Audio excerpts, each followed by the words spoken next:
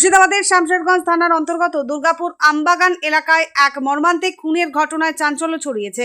শুক্রবার ঘুগনি ব্যবসায়ী সাদেক শেখকে ধারালো অস্ত্র দিয়ে গলায় কোপ মেরে খুন করা হয়েছে বলে অভিযোগ। স্থানীয় সূত্রে জানা যায়, এলাকারই এক যুবক এই হামলা চালায়।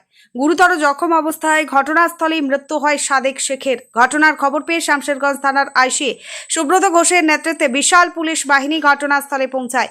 পুলিশ মৃতদেহ উদ্ধার করে ময়না তদন্তের জন্য হাসপাতালে পাঠিয়েছে। কী কারণে এই খুন, তার প্রকৃত কারণ এখনো স্পষ্ট নয়। পুলিশ ঘটনার তদন্ত শুরু করেছে এবং সমস্ত দিক খতিয়ে দেখা হচ্ছে।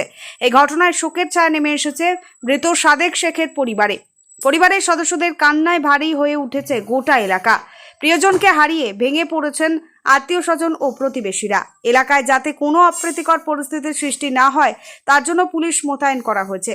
তদন্তের অগ্রগতির দিকে নজর রয়েছে সকল। আরও আপডেট পেতে চোখ রাখুন A1 নিউজ বাংলাতে। শুনলাম নাকি একজনের কাটা হয়েছে, আমরা দেখতে এলাম, এসে দেখছি সাদেক শেখ নামে একজন ব্যক্তিকে কেটেছে। কোথায় এটা? এটা দুর্গাপুর সাহাবার পার্শ্বে। কি করে সাদেক? ঘুগনি বিক্রি করে।